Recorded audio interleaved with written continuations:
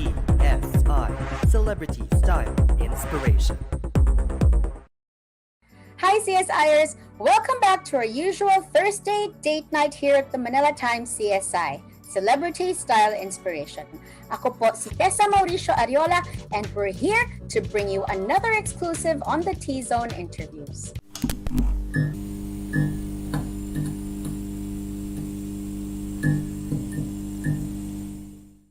When it comes to lifestyle programs and television, our special guest for this evening is definitely a familiar face to many. It was in the early 2000s when she first ventured on cam along with gal pals Angel Aquino and now US-based news personality Cher Calvin on ABS-CBN's F, featuring trends in food, fashion, home, and the social scene. Right off the bat, our guest zoomed in on her interest in interior design, showing her knack for turning spaces big or small into stylish and functional environments. And more importantly, she started Filipinos off on an appreciation for homegrown architecture and design we should all be proud of. Eventually producing her own design-focused solo program, Urban Zone, which also ran for many years on ABS-CBN, our guest then took a break in the early 2010s to start a family, and a little later on, her now popular eponymous brand of home furnishings, room scents, and fine jewelry. Collaborating with Philippine artisans and retailers for her business, she now has so much more to talk about and share with us on her much-awaited comeback on air in a brand new lifestyle program fittingly titled Recreate. CSIers, please welcome to the show the lovely and ever-stylish Daphne Osena-Paez. Hi, Daphne. Hi, Tessa. Hi Thank there. you. Thank you for that wonderful introduction. Thank you. Thank you for joining us. Before we carry on, please do greet the viewers of the Manila Times CSI.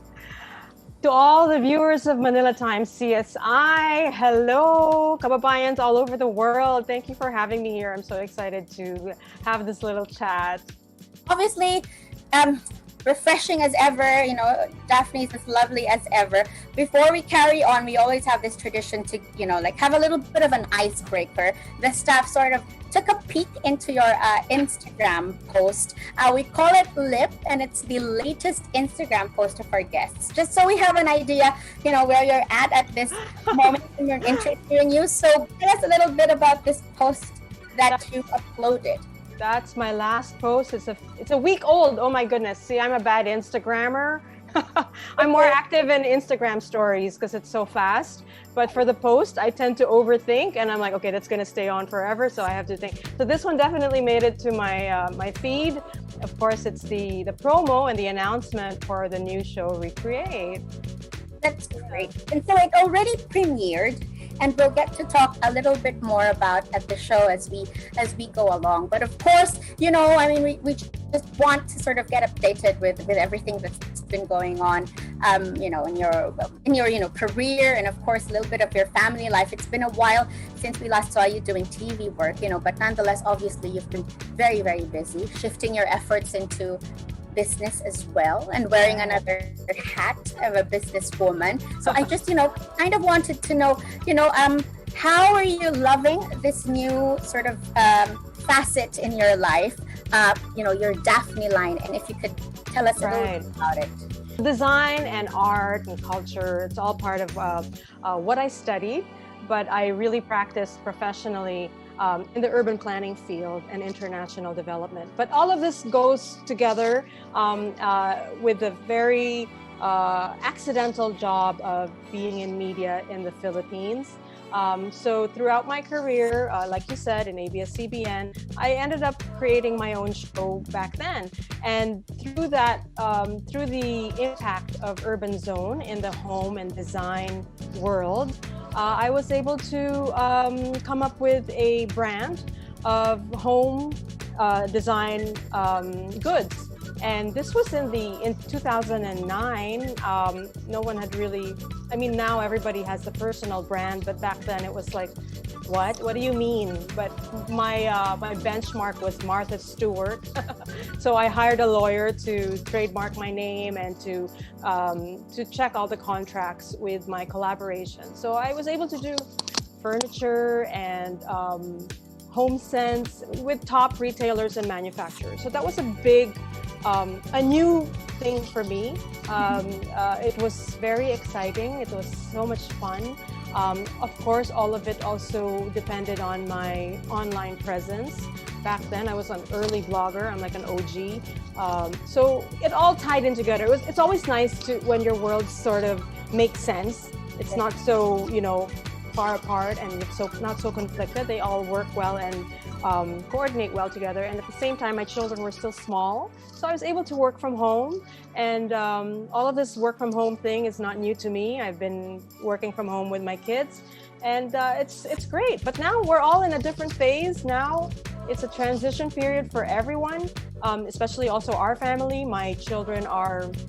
My eldest is about to go to university back to Canada. Wow. So it's amazing. It doesn't look like it that you've got somebody going to uni already. But as you said, I guess that's where we sort of got the idea, and that's why some write-ups that we've looked back on, we sort of thought that you were really into interior design. But I'm sure that you do put together lovely spaces anyway, and it really is a matter of taste and all that. But I just wanted to ask, you're right, nowadays it's so common for us to have a room scent, but at that time it wasn't really that big a thing. Now you've got like kiosks in malls and all that, and they've got a whole range of fragrance oils and everything. Just wanted to ask, at that time, how did you sort of invite people to sort of give that bit of personality, I guess, also into their rooms? I mean, how did you introduce room scents into? And you probably are very instrumental in the popularity of room scents in the Philippines now. Well, it was very again, it was accidental. I was approached by Bench, so it was like, how can I go wrong with a brand like Bench? But it was step by step. It started with bed sheets, designer bed sheets that I collaborated with an importer. So they were made in India. And this is one of them. This is quite old, actually. But so I did bed sheets. And even back then, I had to explain why my bed sheets were not that cheap. I mean, they were expensive because we had duvet covers, and they were like 380 thread count. So I used my platform to inform people what a duvet was, how different it is from a comforter, and why we need it. Also, what is a thread count, and also the importance of good quality bed sheets, because you spend 1/3 of your life sleeping, and you spend so much on your outside clothes. So the clothes the fabric that touches your skin when you're sleeping should be good quality. So that's what we did. And then the same thing when the home scents came in. Well, you're home and it should smell good. You have all these choices of scents. So we did that. And then what else did I have? Yeah, furniture. I had a very recognizable Daphne chair that was handcrafted, also not cheap, but very finely made. And why did people find a need for them? It's an heirloom piece, So it all sort of just ties in. A lot of what I did were, all of it were good quality, not disposable, not really knowing that, that's sustainability. Like, you keep it forever. It's just like 10 years old. True. And the mere fact that, you've actually become, like a trusted sort of name in news and information, it's easier to explain these things and have people have confidence and trust in what you're saying. So it all worked out together in the end. You're right. So it's been going on for 2009. So it's been 12 years now. Yes. It has evolved. I mean, that kind of business model does not last forever. Products change, needs changed, and now there are many things that people would rather spend on. So as a small entrepreneur, you're more limber. You're more you can react easier. I didn't have big inventory. I didn't invest in a building. So it was, I just went with the products that came. With the need that came at the time, and supplied that need that I thought. And then I down and found other things to do, because for me, I'm very emotional. Like, I really have to get into something. I can't do something that I'm half-hearted with. So I have to be really into it. but I think what interests me personally is, despite you having lived abroad and, having seen quite a lot of what's out there, whether it's in interior design, architecture, even fashion, you really do have a heart for Filipino artists. And I think, you've advocated for Filipino designers, Filipino design.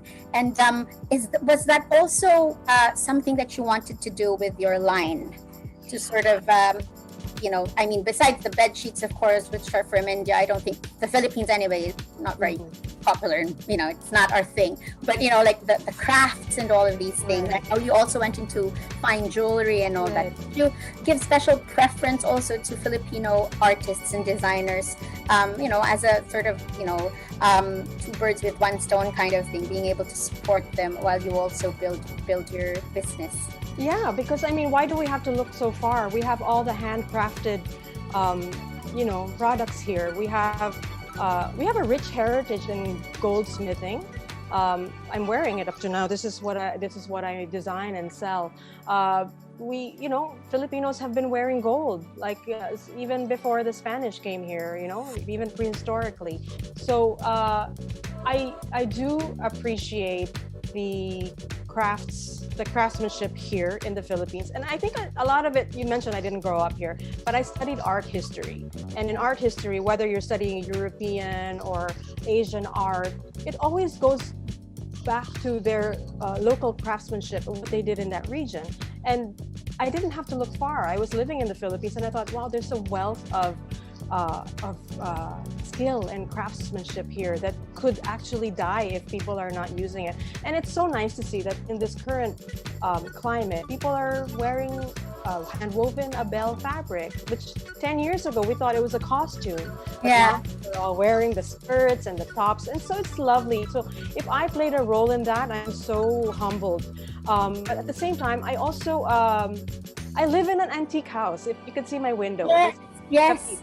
I know. It's interesting how you sort of make everything. We'll go into that later. Maybe some tips on how to make, heirlooms or like anything that's been a hand-me-down to make it kind of still feel functional and also, like bit of a modern use for our lives today. But then, you've obviously, I'm sure even in like finding like the craftsmen, the goldsmiths, you must have traveled around quite a bit around the Philippines. And I just wanted to know from you which parts you've fallen in love with, basically because there's just so much creativity going on there.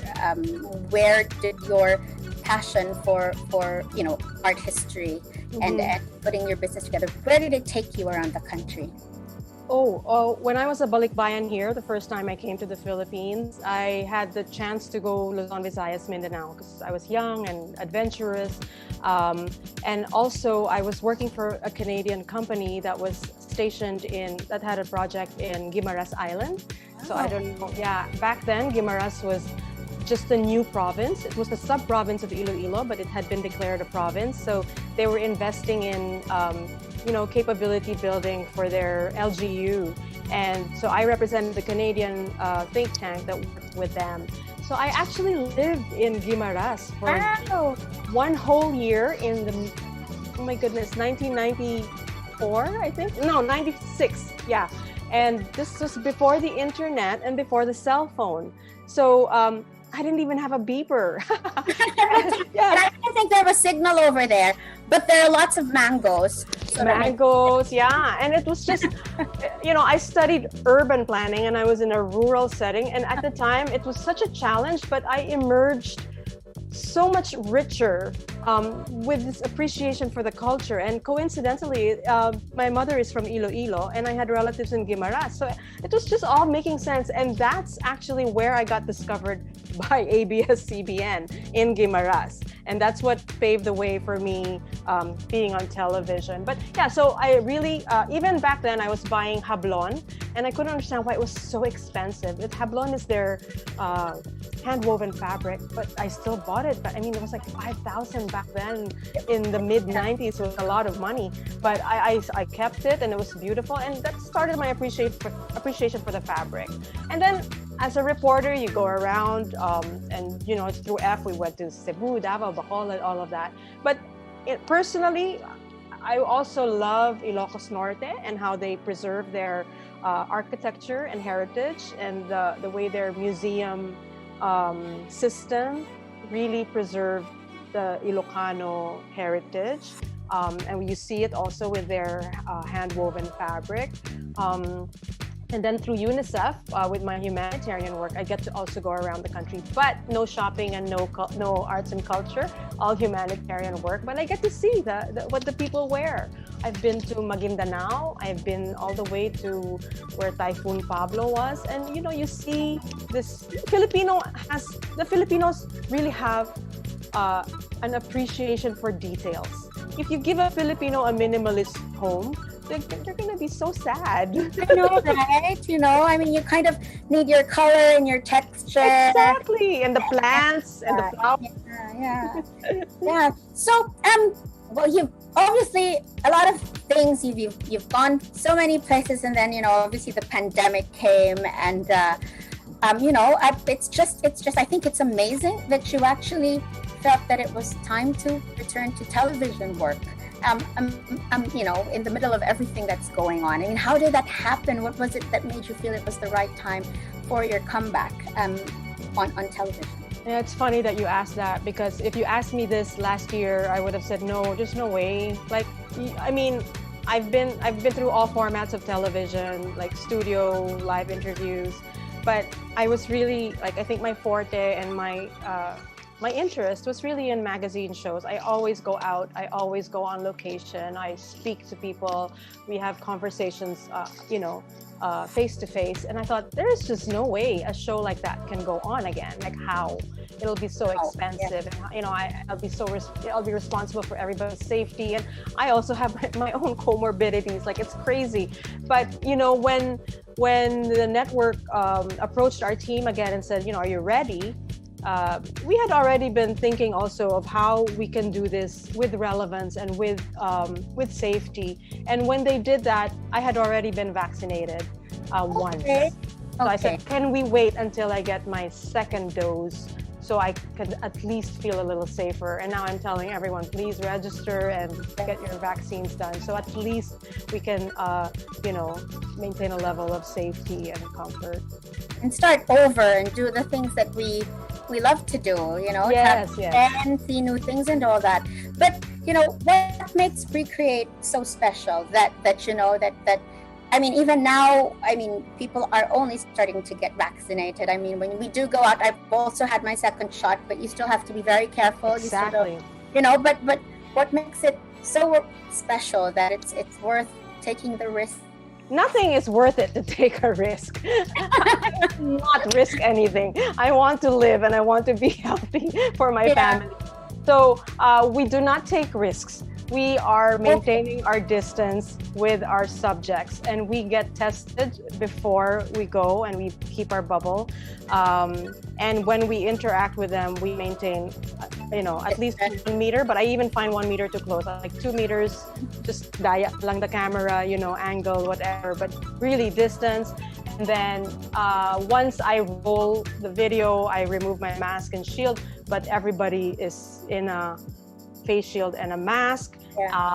Ventilation is key as much as possible. We do it outdoors. In fact, when we did Pampanga, it was the crazy time in early May that it was so hot. It was like, you know, when they say it feels like 50 degrees. I said, oh my God, if I'm not gonna get sick, I'm gonna get, you know, dehydrated. But so we're all very aware and very in tune with our body and our limitations, and we do not take risks. Once everything hopefully is back to normal as it can be, you know, we obviously would like, I'm sure you would like people to support like the industry of design, of crafts and all that across the country. So if you could talk about the advocacy of Recreate. Recreate tells a story of how creative people in whatever industry they're in, whether it's the visual arts, performing arts, you know, crafts, design.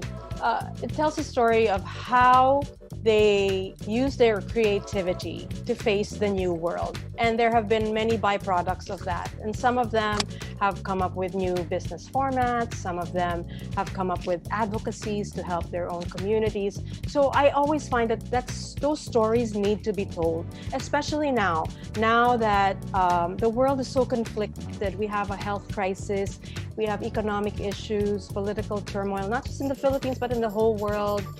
There's war. It's just, where is there going to be space for culture and beauty and and art, when in fact during the deepest and darkest times it was really art and the quest for beauty that kept us alive? I mean, a lot of us were isolated and lonely and turned into art. And I'm not talking just painting, like anything, like cooking is an art. Yeah, gardening is an art.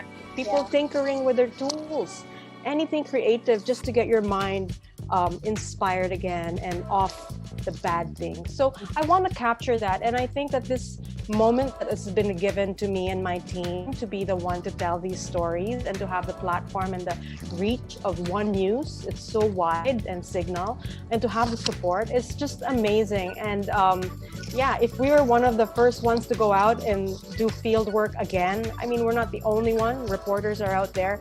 So yeah, it's an amazing privilege and gift. And I really hope that we tell the stories properly. It's a truly meaningful way to return to broadcasting, which is also a huge part of your life. I was just wondering, you've been to several. I know the show has already premiered.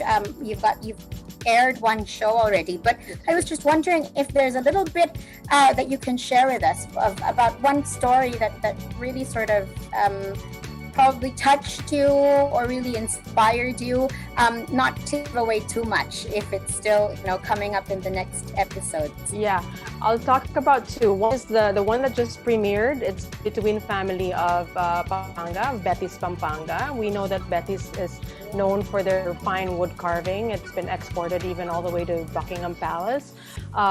So when the pandemic hit, I wondered how are they, because I've known them for a while, that family. I said, I wonder how they're doing. And though the logistical aspect of trade and export go down, they also found ways to keep their big staff busy and safe. They wanted to convert an old warehouse and kiln of the furniture into a bed and breakfast place, and it's so far. I mean, suddenly it's hospitality, but it was so beautifully done. They used all the furniture from their showroom, and of course they're very creative people, and it was like a transitional space, and it's adaptive reuse. It's in keeping with what we're going through in our city. We have all these heritage buildings and old buildings that just keep getting torn down, but here's a family that tear down a warehouse, they convert to something else. So I think something like that, I think a lot of people found it inspiring that they could turn such an industrial looking space to a very chic boutique hotel, or like a bed and breakfast place, again, for the future, because a lot of Filipinos will be looking for small staycation places because we still won't be able to travel for a long time. So these are nice, and there's be an appreciation for local tourism, I think. A lot of us used to go. We usually like to talk about Filipinos as just being resilient and being strong amid all of the challenges and all that. But then this perfect example of how we also have foresight, Yes. and that we can actually, run with the rest of them and give us hope that we could also rebuild industries as quickly as more advanced countries than ours. That's Yes. really story. The other one that really is a memorable one for you. What story is that you have? Yes, I just want to go back to that one because that family also survived the worst thing, which was the lahar. So when I asked them, I said, this crisis that we're in now, this health crisis and this pandemic, everything is falling apart. Like, how does that compare to lahar? And the mother said that this is nothing compared to what they went through in lahar. Because when lahar happened, you can't run away. You can't shelter at home. Your home is threatened. So it gave me perspective. And I thought, you know what? This is really not the worst thing yet. So yes, let's pick up and get our act together and move on, you know. So that was a good thing. To be the one to hear stories like this. I mean, because most people, you know, we really do feel that hopelessness and all that. But I guess, yeah, what a thing to hear. Very nice. It was very nice. Yeah. The other one is what I look forward to sharing is on June 5th, which is this Saturday. Our second episode airs at 6:30 on One News. It's about the newly restored Metropolitan Theater. We've seen photos of it in social media before, but this is the first time they opened fully and gave it to us in our team. They removed the protective covering of the chairs. They turned on the aircon, so they revealed the color of the chairs. It was so beautifully done. The restoration took 4 or 5 years, and it was as true to the way it was based on the research and the documentation and the photos. And it's so beautiful. They actually used the lockdown to speed up their construction work, and now it's about to open. But of course, it's a theater, so it's gonna only be fully open when we see the first play or musical, which I think they plan for in August. So hopefully your viewers can tune in and watch that. Yeah, it's gonna be beautiful. Congratulations for getting in there before the rest of us. Very interesting to see it, like what's been done on Saturday on the show. So a lot to look forward to be sure. I go back now to, you were telling me the right behind you, and we see it in the couple's windows, that you and your family actually live in a 60-year-old home today, But of course, over the pandemic, I mean, whether you're in a 10-year-old space or a 60-year-old space, we've, especially mothers, we've always, we've kind of moved stuff around or probably gotten something new that would make life more convenient. For whatever it is that we do at home being the center of everything for us now, whether work, whether school, whether, for family bonding and all that. I just wanted to know, are you kind of like us? Can you move things around when it's like an antique house and there's so much heritage around you, so much history around you? Did you also do a little bit of moving stuff around over the last year so that it would suit your family's needs? Because it's added on. It's not just a place to go home to sleep, rest, be with family. Everything is happening there. How does everything happen in your 60-year-old home now? Yes, well, I've had this, since I lived here, this is the house my husband grew up in, and I was responsible for making it relevant for our generation. So the first thing I did when we got married was paint the door red. I said it has to be colorful. And then I did the whole thing. It has to have new bathrooms and a new kitchen. And so we're quite comfortable in the 21st century. Yeah. Even though this house is, really old and built in a traditional way. The only thing that I couldn't change, of course, are the capiz windows. So they have to stay.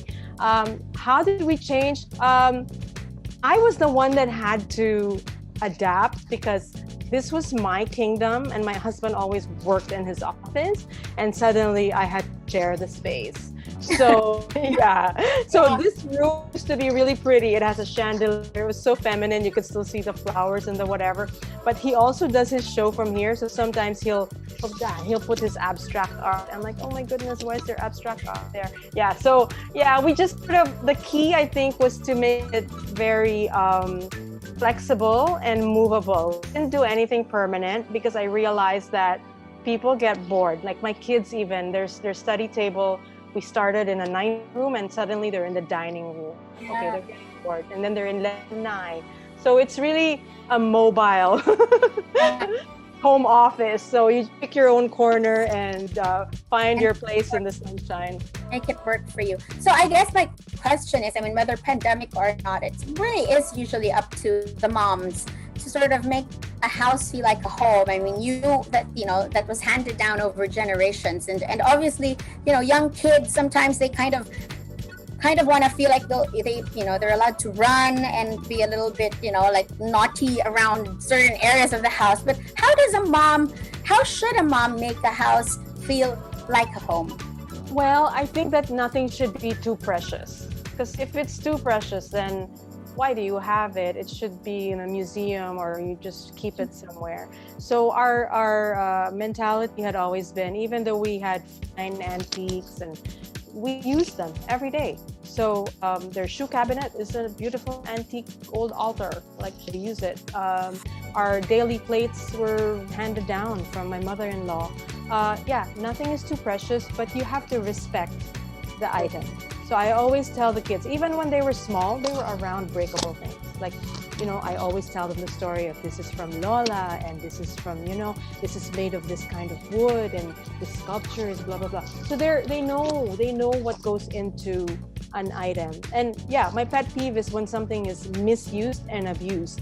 And I always say, you have to respect the material of the object, because it's not going to last forever if you disrespect it. So I think they're learning, and hopefully when they move on and go to their own homes, they will have the same love for beautiful things. And yeah, and I also think it's true. I mean, you know how Filipinos are, how we all are, that sometimes we always like save this something because it was handed down, or we save it for the special occasion. We use it only for special occasions. Then you kind of realize I never get to use them because nothing is special enough for it. And then in this pandemic, I think it also made us realize, one time I just decided it was just of course it was every day, it's just what every day is like nowadays, but just, like put up a nice table for everybody, bring out the nice cutlery, bring out, stuff that you've kept for special days, because now every day is special. Every day, so true. So I think also it really takes communication with your young ones, to sort of realize that we're using this, it's special, take care of it, but let's enjoy them.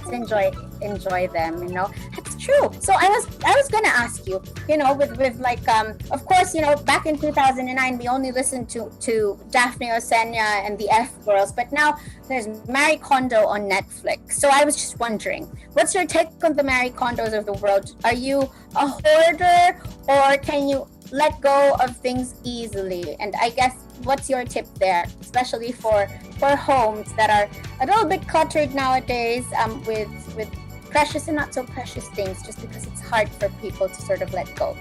Yes. Okay. I don't think I will get along well with Marie Kondo. I like that. That's such a quote. Okay. Yeah, because a lot of things spark joy for me, and I'm so sentimental. I think it has a lot to do also with, because I moved so much as a child. I also live at my family home in Canada, so everything is special to me, and I really take care of things. So, but it does come to a point where there's just too many things. So you have to, she's right. Like, you have to prioritize what is important and is meaningful to you, but make sure you give it its, what it deserves. Don't just hide it, because you'll never see it. So yeah, there's a way. There's organized clutter, there's beautiful messes, and it's okay. So that's my thing. I love beautiful messes. It's true, I mean, so long as they're lined up, kind of, not in such a way that everything looks like it's been dumped, and I know what you mean. I mean, it really is hard to part with quite a lot of things. But you also mentioned that now people are budget conscious, things are not the same. Even when I was just in transitory, I was just like, I wasn't sure I would live in the Philippines. I was just working for a couple of years in ABS-CBN, and I had an apartment. I didn't buy cheap disposable furniture. I bought cheap second-hand good furniture. So I was always wise with my purchases. I didn't splurge on, it didn't have to be a designer, but I went to Bangkal even before it was cool to go, and Kamuning. I would dig and find old drawers and aparadors, and I said, eventually when I leave I can resell it. So look for things with good bones. And now with all of these DIY resources and YouTube, tutorials, you can give something old a new spin and give it a new purpose.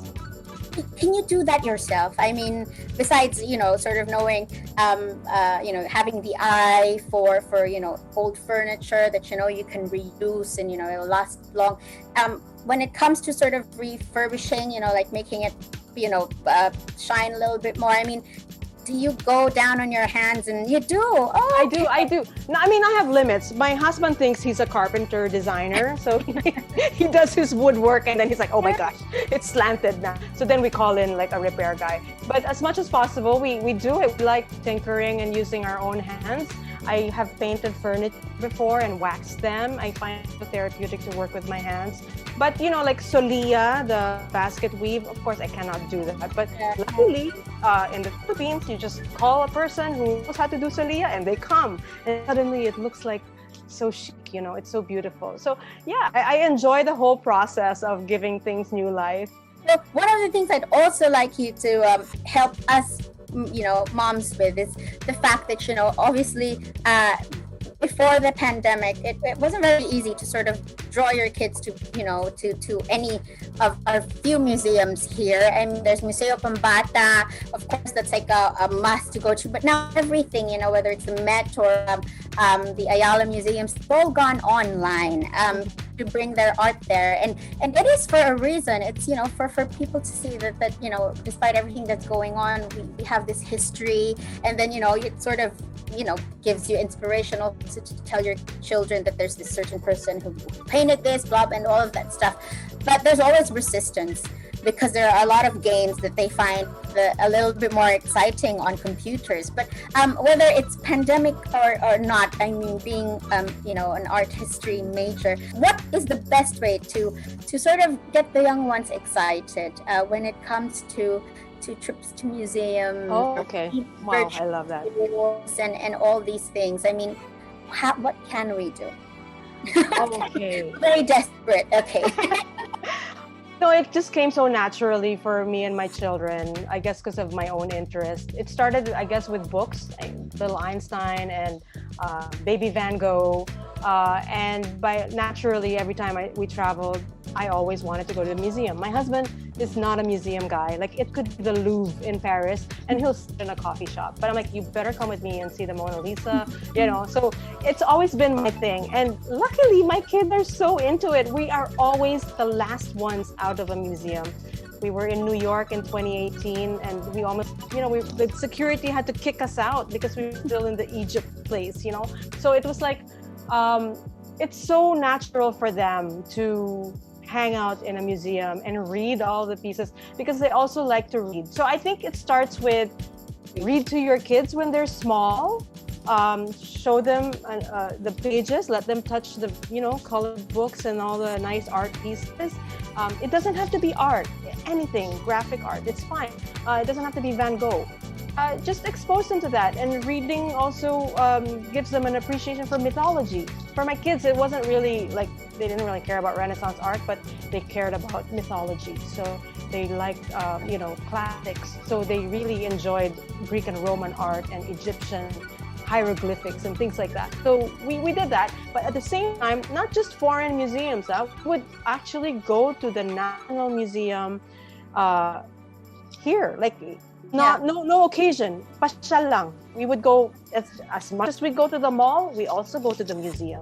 So I took them and walked them through the, you know, Museum of Anthropology and, you know, natural history. So it's very natural for them to like going to those spaces. And there's only so much you can influence your children. They are who they are, but if you make it just natural to hang out in a place, it just becomes second nature. We really have to take the lead. I mean, to really show them, because otherwise, if you don't take the time, then it really isn't going to happen. You know, they're not just, nowadays with all the virtual stuff happening, we can't just sit them and expect them to go through it. You know, I mean, it should be a family experience. But in the meantime, of course, one day at a time, especially with the pandemic still upon us, but if you please invite everybody to support your return to television and invite them to watch your show.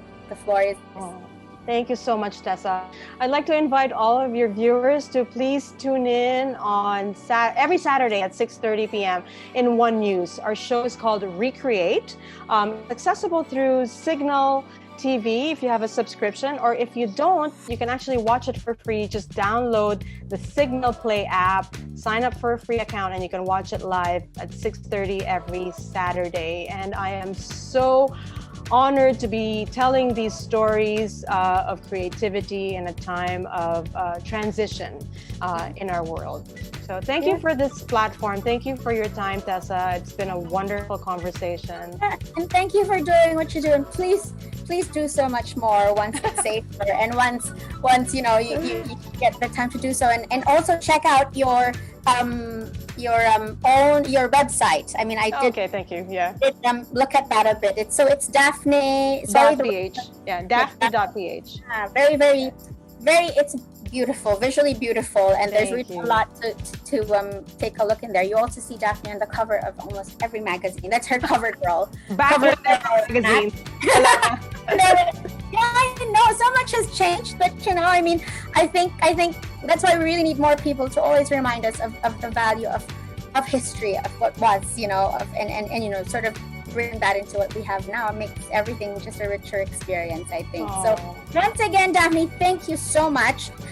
Please do watch her Daphne show this Saturday and check her out also in the Sunday Times magazine. You deserve a cover story. So Thank you. You guys are so sweet. Thank you so much, and we'll be right back with the Manila Times CSI.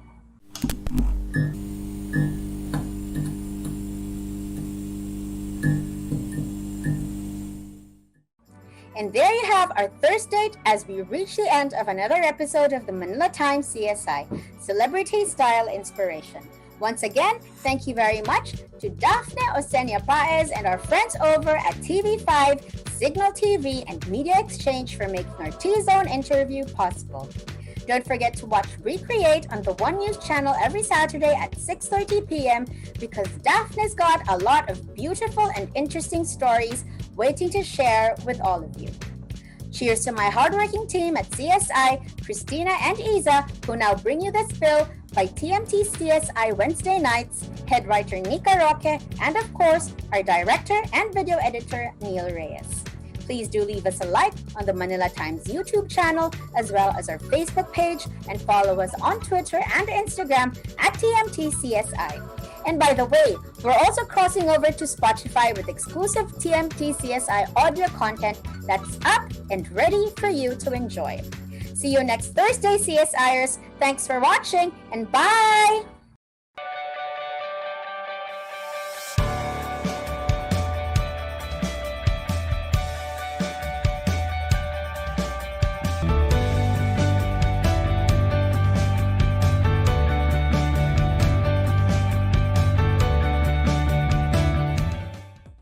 For more episodes featuring your favorite artistas, do subscribe to the Manila Times YouTube, Facebook, and Daily Motion pages. And don't forget to follow us at TMT CSI on Twitter and Instagram for more updates. Bye!